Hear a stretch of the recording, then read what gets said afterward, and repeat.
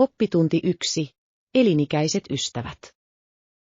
Tiedätkö, Anna, minulle tuli vain mieleen, että olen olleet ystäviä niin kauan. Luulen, että tapasimme ensimmäisen kerran, kun olimme vain 5-vuotiaita, eikö niin? Olet aivan oikeassa, John. On vaikea uskoa, että siitä on niin kauan. Olemme tunteneet toisemme käytännössä koko ikämme. On hullua ajatella. Olemme käyneet läpi niin paljon yhdessä vuosien varrella koulua, ihmissuhteita, kaikenlaisia elämäntapahtumia. Ehdottomasti. Olemme nähneet toistemme kasvavan ja muuttuvan niin monella tapaa. Mutta kaiken tämän jälkeen ystävyytemme on pysynyt vahvana. Täysin. Tapahtuipa mitä tahansa, olemme aina olleet toisillemme. Tällainen side on niin erityinen. En voisi olla enempää samaa mieltä. Olen niin onnekas saadessani olla elinikäinen ystävä, John.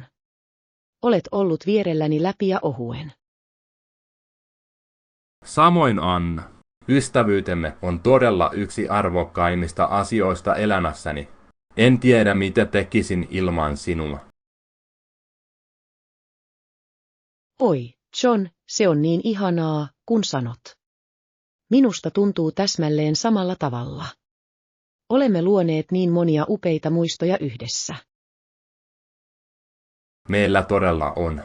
Ja en malta odottaa, että pääsen kokemaan vielä upeampia muistoja, kun jatkamme tätä elämänmatkaa vierekkäin. Oppitunti 2. Horisonttien laajentaminen. Hei Anna, halusin kysyä sinulta jostain kuulemastani. Kuulin, että Reykjavík yliopisto laajenee Manitobaan. Oletko kuullut siitä? Ai, todella. En ollut kuullut sitä. Se on aika mielenkiintoista. Mitä se tarkalleen ottaen sisältää? Ymmärtääkseni Reykjavík yliopisto itse asiassa siirtää osan ohjelmistaan ja toiminnoistaan provinssin rajan yli Manitobaan. Vau, aikamoinen liike. Ihmettelen, mikä on tämän päätöksen taustalla. Onko tarkoitus laajentaa heidän ulottuvuuttaan ja houkutella lisää opiskelijoita? Se on hyvä kysymys. Uskon, että se liittyy Reykjavík yliopiston haluun lisätä läsnäoloaan alueella ja tarjota opiskelijoille enemmän vaihtoehtoja. Minä näen. Ja oletan, että tämä tehdään yhteistyössä Manitoban yliopiston tai muiden Manitobassa toimivien instituutioiden kanssa. Täsmälleen. Vaikuttaa siltä, että se on yhteinen pyrkimys vahvistaa toisen asteen jälkeisiä koulutusmahdollisuuksia tässä osassa maata. Se on todella kiehtovaa. Uskon, että tällaisen tapahtuman toteuttamiseen tarvitaan paljon logistiikkaa ja koordinaatiota. Täysin. Se ei ole pieni yritys, se on varmaa. Mutta se voisi olla loistava tapa vahvistaa siteitä Saskatchewanin ja Manitoban välillä. Ehdottomasti.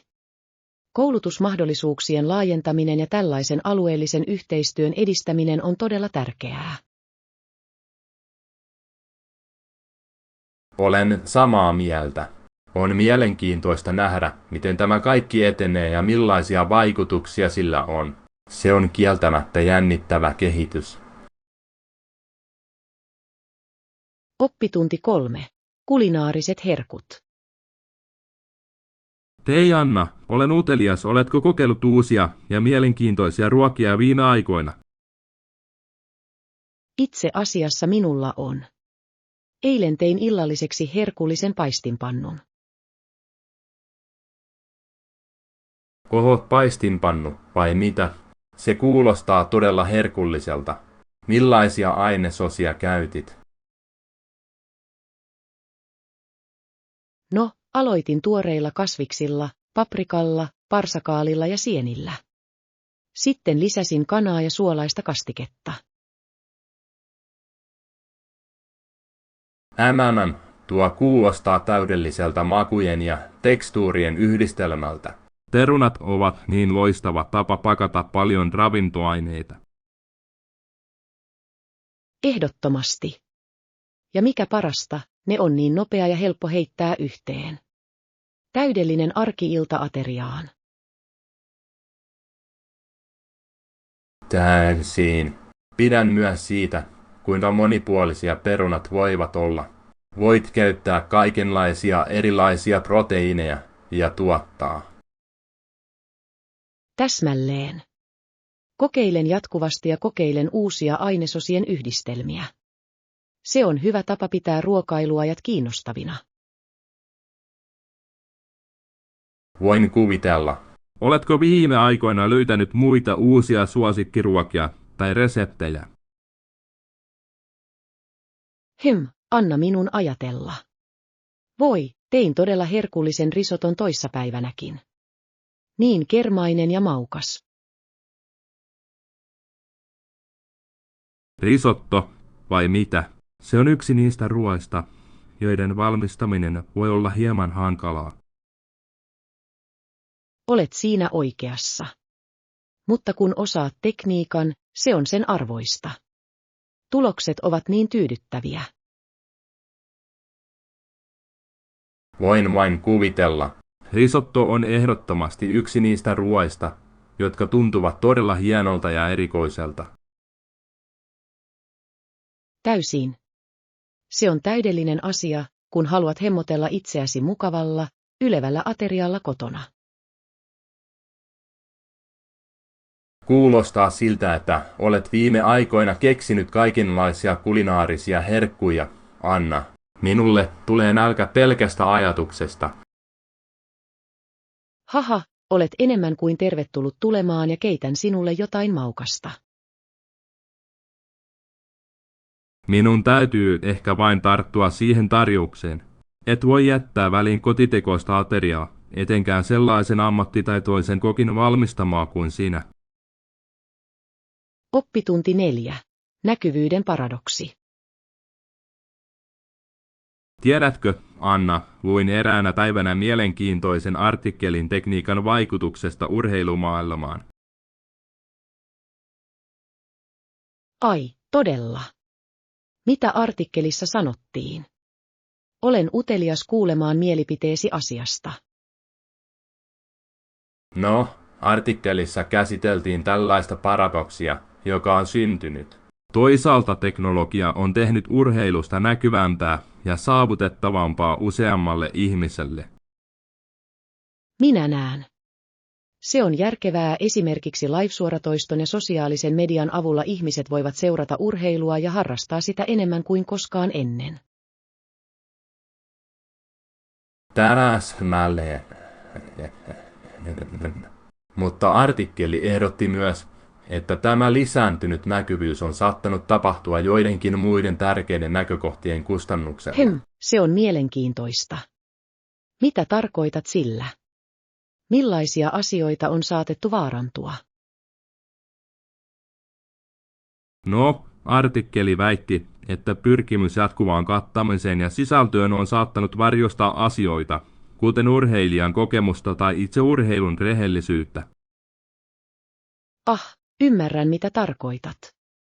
Joten hellittämätön tarve uudelle ja kiinnostavalle sisällölle voi mahdollisesti vääristää tai heikentää urheilun olemusta. Täsmälleen. Artikkelissa esitettiin, että teknologian tuoma hypernäkyvyys ja kaupallistaminen saattavat vaikuttaa urheiluun hienovaraisilla, mutta merkittävillä tavoilla. Se on todella kiehtova näkökulma. Ymmärrän, että se voi olla aiheellinen huolenaihe, vaikka teknologia laajentaa urheilun ulottuvuutta ja saavutettavuutta. Täysin. Tämä on tällainen vivahteellinen, kaksiteräinen vaikutus, jota artikkelissa tutkittiin. Hyvät ja huonot puolet tästä lisäsi näkyvyyttä. Se on loistava esimerkki siitä, kuinka teknologisella kehityksellä ei aina ole yksinkertaista ja suoraviivaista vaikutusta. Voi olla odottamattomia seurauksia, jotka on otettava huomioon. Täsmälleen. Se on monimutkainen ongelma ilman helppoja vastauksia. Mutta se on tärkeä pohdittava, varsinkin meille, jotka rakastamme ja seuraamme urheilua. Olen samaa mieltä. Nämä ovat sellaisia ajatuksia herättäviä keskusteluja, jotka voivat todella syventää ymmärrystämme urheilun ja median kehittyvästä maisemasta. Hyvin sanottu, Anna. Se on kieltämättä ajatuksia herättävä aihe. Paljon purettavaa ja mietittävää. Oppitunti 5.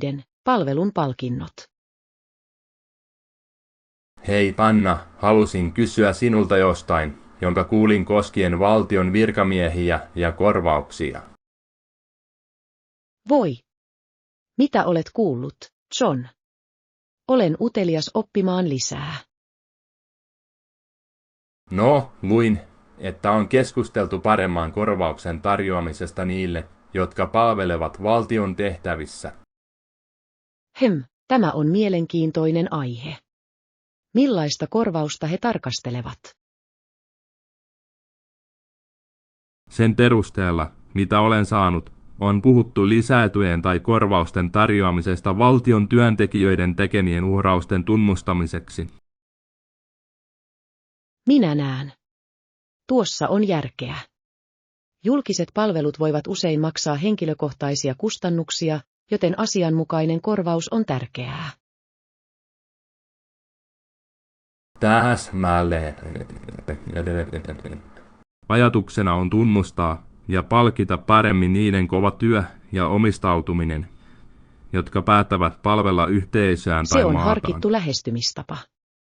Hallituksen työ voi olla melko vaativaa sekä ajan että henkilökohtaisten uhrauksien suhteen. Säännösiin. Nämä henkilöt antavat merkittävän panoksen, joten on tärkeää varmistaa, että heitä tuetaan ja kannustetaan asianmukaisesti. Olen samaa mieltä. Se lähettää tärkeän viestin, että heidän palveluaan ja uhrauksiaan todella arvostetaan ja arvostetaan. Täsmälleen. Se on tapa houkutella ja pitää lahjakkaita henkilöitä, jotka saattaisivat muuten houkutella korkeapalkkaisiin töihin Se yksityisellä on sektorilla. hyvä pointti. Kilpailukykyisen korvauksen tarjoaminen voi auttaa tekemään julkisista palveluista houkuttelevamman ja kannattavamman pitkän aikavälin uravaihtoehdon. Täsmälleen. Kyse on ympäristön luomisesta, jossa ihmiset kokevat, että heidän ponnistelunsa tunnustetaan ja palkitaan. Siinä on paljon järkeä. Se on harkittu lähestymistapa niiden tukemiseen, jotka omistautuvat julkiselle palvelulle. Ehdottomasti. Se on mielenkiintoinen kehitys, ja olen utelias näkemään, miten se kaikki kehittyy toteutuksen ja vaikutuksen suhteen.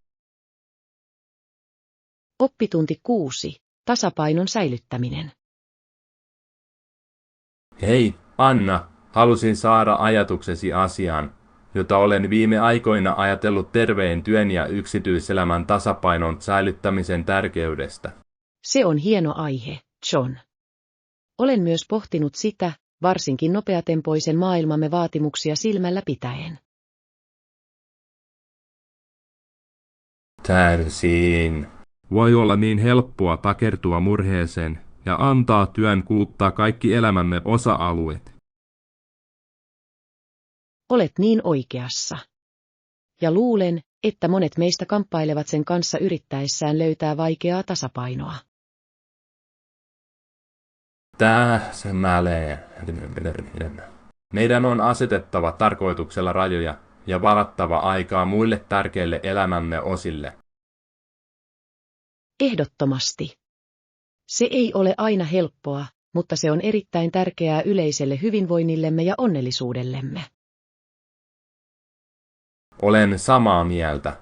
Kun laiminlyömme tämän tasapainon, se voi johtaa loppuun palamiseen, stressiin ja moniin muihin ongelmiin. Täysin. Eikä kyse ole vain työstä, se on myös ajan varaamisesta ihmissuhteillemme, harrastuksillemme ja itsehoidolle. Esität erinomaisen huomion. Se on kokonaisvaltainen tasapaino, johon meidän on pyrittävä. Täsmälleen. Meidän on muistettava, että emme ole vain työntekijöitä tai ammattilaisia. Olemme kokonaisia ihmisiä, joilla on erilaisia tarpeita ja toiveita. Täsmälleen. Kyse on tapojen löytämisestä hoitaa elämämme kaikkia eri puolia, ei vain työhön liittyviä. Ehdottomasti. Ja mielestäni tämän tasapainon tärkeyden tunnustaminen on ensimmäinen askel. Sitten on kyse proaktiivisuudesta ja sen asettamisesta etusijalle. Hyvin sanottu. Se vaatii tietoista ponnistelua, mutta hyödyt hyvinvointimme ja tuottavuutemme kannalta voivat olla valtavat. Täysin. Kyse on siitä, että löydetään se, mikä toimii parhaiten meille jokaiselle, ja sitten pysytään siinä. Sopii tuo. Se on matka, mutta sellainen, johon kannattaa lähteä yleisen terveytemme ja onnellisuutemme vuoksi. Oppitunti 7. Kohtelias käytös. Hei Anna, halusin kysyä sinulta jotain, jonka huomasin kahvilassa toissapäivänä. Oletko koskaan huomannut niiden merkin laitteen käytön rajoittamisesta? Voi kyllä, olen nähnyt sen. Minusta se on todella harkittua ja huomaavaista politiikkaa, joka heillä on käytössä. Ehdottomasti. Minusta se oli loistava tapa edistää kohteliaampaa ja huomaavaisempaa ympäristöä kaikille. Olen samaa mieltä. On tärkeää olla tietoinen siitä, miten laitteemme käyttö voi vaikuttaa ympärillämme oleviin, erityisesti yhteisissä julkisissa tiloissa. Täysin. Kahvilan käytäntö pyytää vieraita rajoittamaan käyttöaikaansa 30 minuuttiin, jos jonoa on, vaikuttaa erittäin järkevältä. Ehdottomasti. Se on mukava tapa varmistaa, että kaikilla on reilu mahdollisuus nauttia tilasta ja palveluista ilman jatkuvaa laitteen käyttöä. Täsmälleen. Se saavuttaa mukavan tasapainon sen välillä, että ihmiset voivat käyttää laitteitaan samalla kun he ottavat huomioon muut. Ehdottomasti. Uskon, että tällaiset pienet eleet voivat auttaa luomaan paljon miellyttävämmän ja harmonisemman ympäristön kaikille. Olen samaa mieltä. Se on hienovarainen, mutta tärkeä tapa kannustaa yhteisöllisyyttä ja jaettua vastuuta. Täsmälleen. Eikä kyse ole vain laitteiden käytöstä, mielestäni se on hyvä muistutus muistaa käyttäytymisemme yleisesti, kun olemme julkisilla paikoilla. Täysin. Asiat, kuten kohteliaisuus muita kohtaan, melutason pitäminen alhaisina ja yhteisten resurssien huomioiminen, ovat kaikki niin tärkeitä. Ehdottomasti. Kyse on perustietoisuudesta ja kunnioituksesta ympärillämme olevia kohtaan, jopa pienissä, jokapäiväisissä tilanteissa. Hyvin sanottu. Nämä pienet kohteliaisuuden ja huomaavaisuuden eleet voivat vaikuttaa suuresti siihen, miten me kaikki koemme julkiset tilat. Ehdottomasti. Se on loistava esimerkki siitä, kuinka me kaikki voimme osaltaan luoda miellyttävämmän ja harmonisemman ympäristön kaikille. Täysin. Se on hyvä oppitunti meille kaikille, missä olemme tai mitä olemme tekemässä.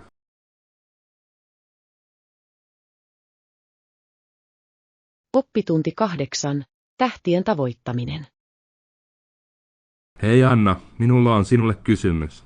Kuinka monta tähteä mielestäsi meidän pitäisi tavoitella, kun arvioimme ravintolaa tai palvelua? Tämä on mielenkiintoinen kysymys, John. Mitä mieltä olet, onko 3 tähteä mielestäsi hyvä tavoite ampua? Joo, minä ihmettelin samaa. 3 tähteä tuntuu hyvältä keskitieltä, vai mitä? Olen samaa mieltä.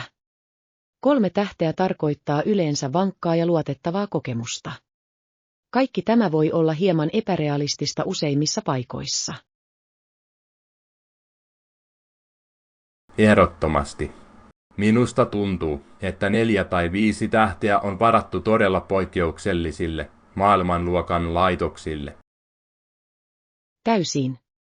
Näitä korkeampia arvosanoja on vaikea saada ja usein melko subjektiivisia. Teet hyvän pointin.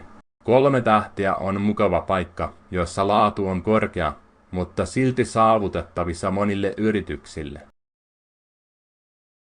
Täsmälleen. Se osoittaa, että he tekevät hienoa työtä olematta liian perfektionistisia. Pidän siitä näkökulmasta. 3 tähteä on hyvä tasapaino asettaa rima korkealle, mutta ei saavuttamatta. Täsmälleen.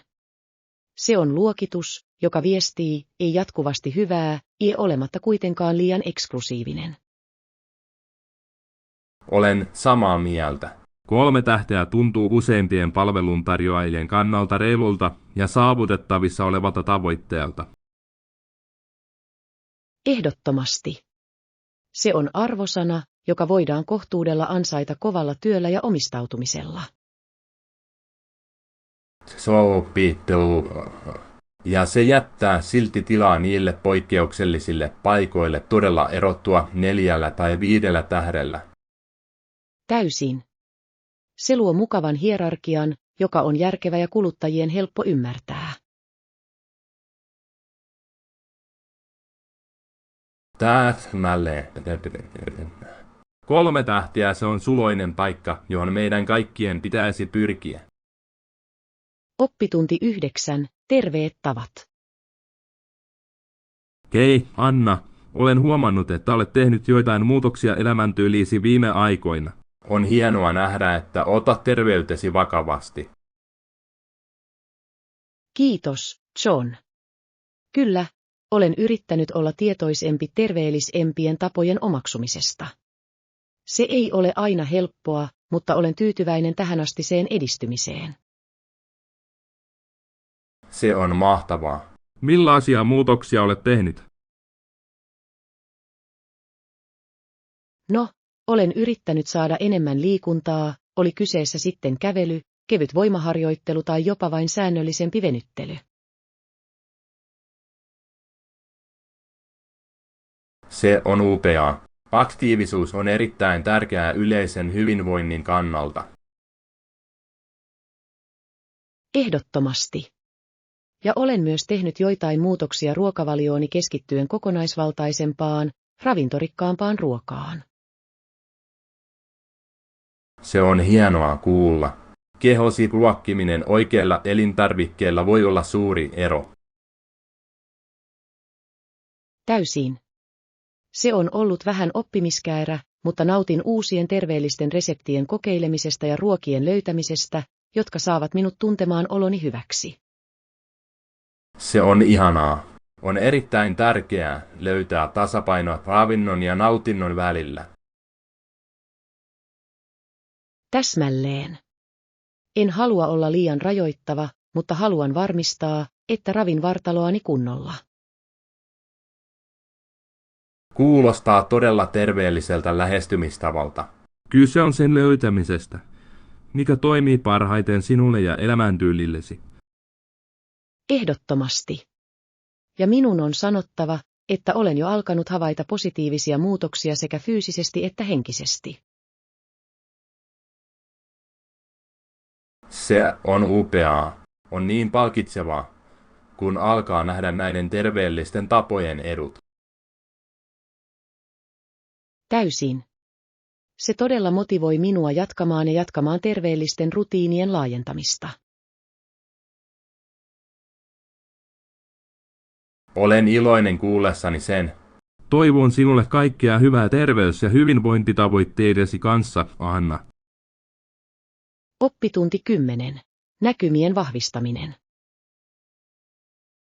Hei Anna, halusin kiittää sinua siitä inspiroivasta keskustelusta, jonka kävimme toissapäivänä. Se sai minut todella ajattelemaan perspektiivin voimaa. Oi, olen niin iloinen kuullessani sen, John. Näkökulmalla voi todellakin olla niin syvällinen vaikutus siihen, miten näemme maailman ja paikkamme siinä. Ehdottomasti. Tapa, jolla muotoilemme kokemuksiamme ja haasteitamme, voi vaikuttaa suuresti siihen, miten lähestymme niitä. Täsmälleen. On hämmästyttävää, kuinka ajattelutavan muuttaminen voi muuttaa koko elämämme kehityskulkua. En voisi olla enempää samaa mieltä. On melkein kuin näkökulmalla olisi voima muuttaa elämä. Täysin. Kun avaamme itsemme uusille ajattelutavoille, se voi todella muuttaa. Olen pohtinut paljon keskusteluamme, ja minusta tuntuu, että olen saanut uutta optimismia ja voimaantumista. Ihana kuulla, John.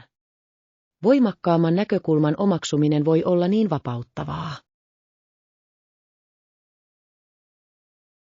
Todellakin on ollut. Minusta tuntuu, että lähestyn haasteita aktiivisemmalla ja ratkaisukeskeisemmällä ajattelutavalla.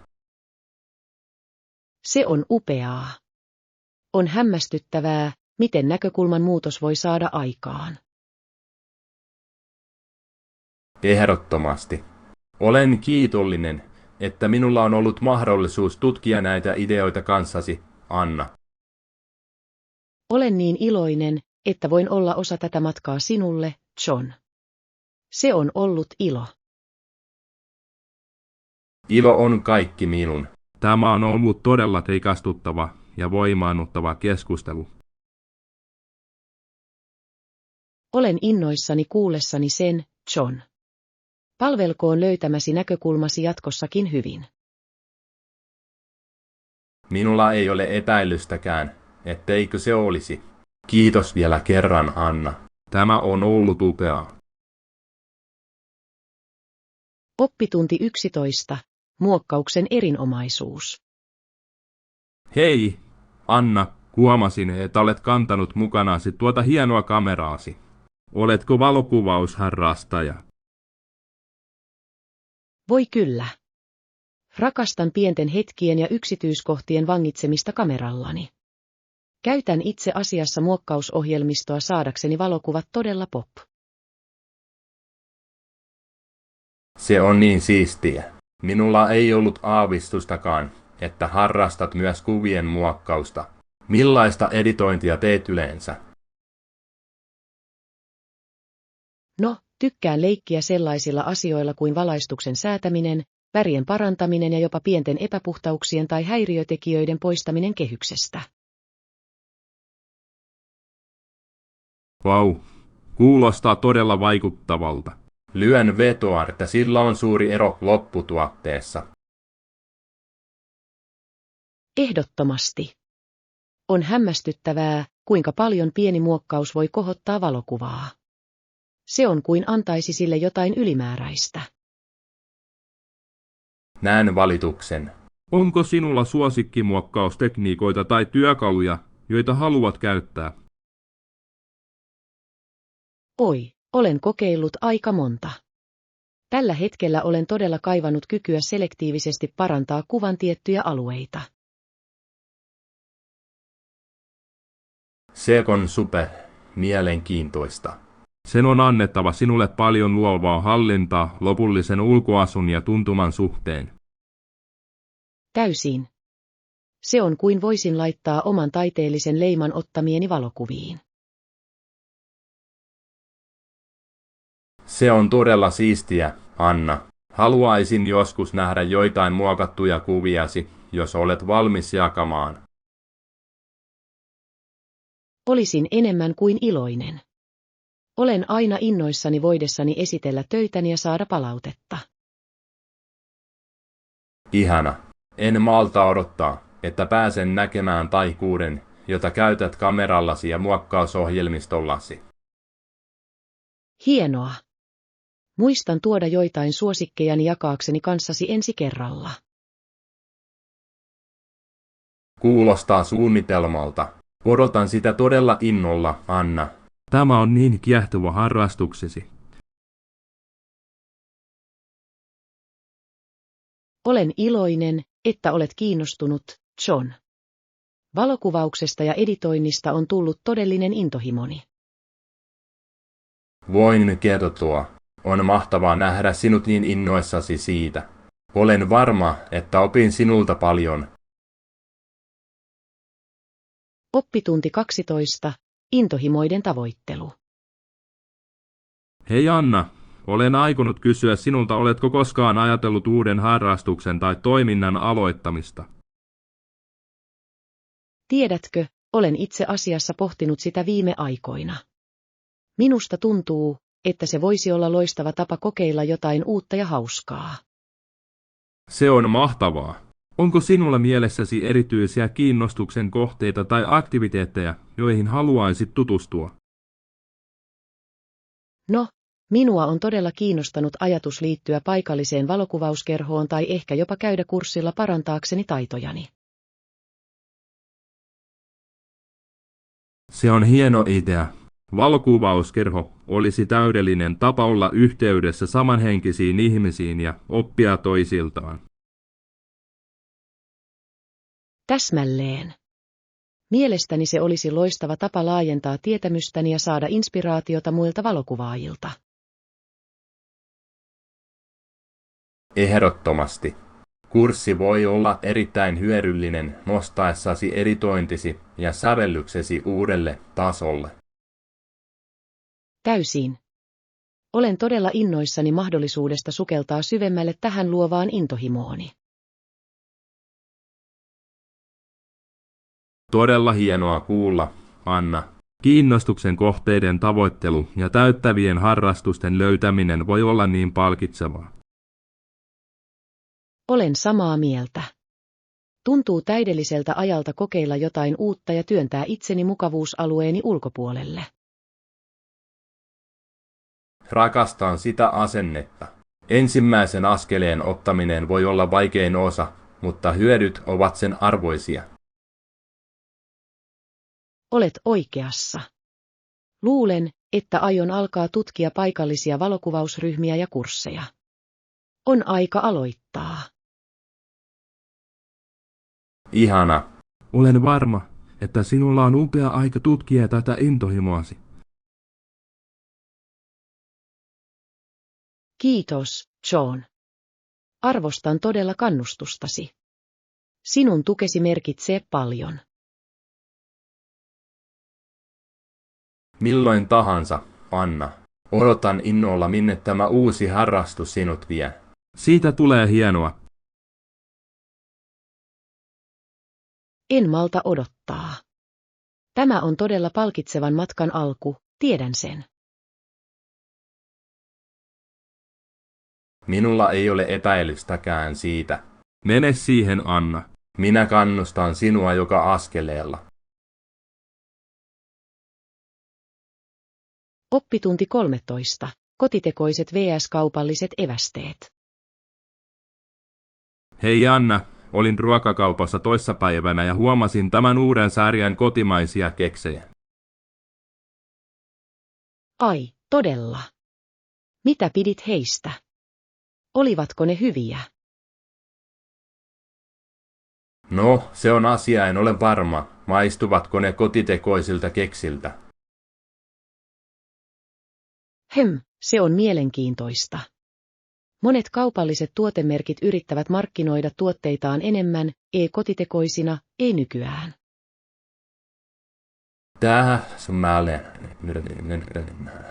Olen aina hieman skeptinen noihin väitteisiin. Suoraan sanottuna, tätä aitoa kotitekoista makua on vaikea jäljitellä. Olen samaa mieltä. Keksissä, jotka leivotaan alusta asti, on jotain erityistä aidoista, laadukkaista raaka-aineista.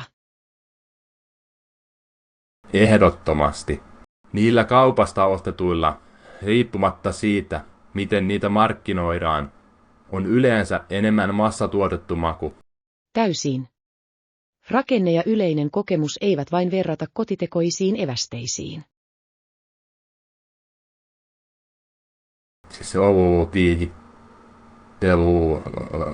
Pidän paljon enemmän kotitekoisten leivonnaisten epätäydellisyydestä ja ainutlaatuisesta täällä. luonteesta. Kotitekoisissa keksissä on vain jotain niin lohdullista ja tyydyttävää. Täysin. En usko, että mikään kaupallinen tuote voi koskaan todella vannita tuota kotitekoista olemusta. Olet oikeassa. Tuntuu kuin he yrittäisivät matkia jotain, joka on luonnostaan aitoa ja sydämellisempää. Täsmälleen. Aion leipoa itse keksejä kotona aina, kun mahdollista. Se on vain parempi kokemus kaikkialla. En voisi olla enempää samaa mieltä. Kotitekoinen on mielestäni aina parempi. Mikään ei ole verrattavissa tuoreen leivonnaiseen. Täysin. Olen iloinen, että näemme tämän asian silmästä silmään. Kotitekoisia keksejä voittoon. Ehdottomasti. Mikään ei voita sitä kotitekoista makua ja rakkautta, jota jokaisessa erässä on. En olisi itse voinut paremmin sanoa. Nyt sait minut kaipaamaan juuri leivottuja keksejä. Haha, minä myös. Näyttää siltä, että tulemme molemmat leipomaan lähitulevaisuudessa. Kuulostaa suunnitelmalta. Täytyy joskus jakaa suosikkireseptini kanssasi. Ole hyvä ja tee. Etsin jatkuvasti uusia kotitekoisia keksi-ideoita. Täysin. Kotitekoista aina se on mottoni keksien suhteen. Oppitunti 14. Suosikkijälkiruuat. Hei Anna, huomasin, että sinulla oli tuoreita hedelmiä jälkiruoksi toisena iltana. Oi, aivan oikein. Rakastan jotain kevyttä ja terveellistä aterian jälkeen. Minä myös. Mutta joskus kaipaan jotain vähän makeampaa, tiedätkö? Ehdottomasti. Mikä on sinun suosikkisi jälkiruoka, kun haluat hemmotella itseäsi? KMM. Se on kova juttu.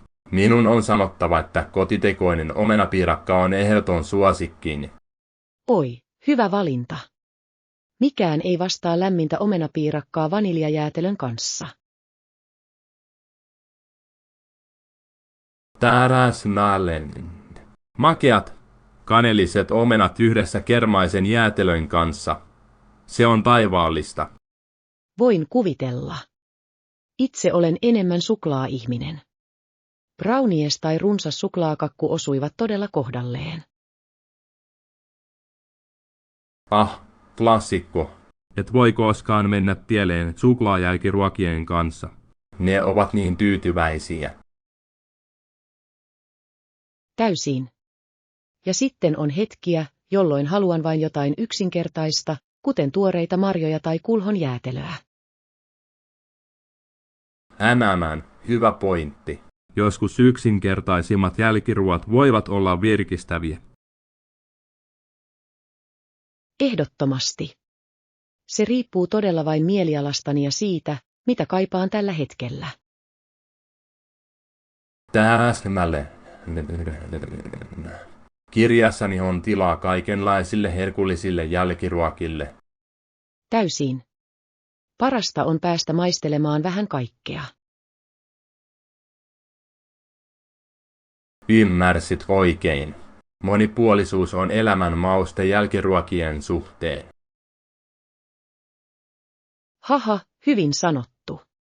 Nyt sait minut taas kaipaamaan jotain makeaa. Minä myös. Arvaamme, että menemme molemmat pian keittiöön syömään maukasta herkkua. Kuulostaa suunnitelmalta. Minun on jaettava suosikkisuklaakakkureseptini kanssasi. Ole hyvä ja tee. Jää vastaan palveluksen kuuluisalla omenapiirakkaallani. Kauppaa.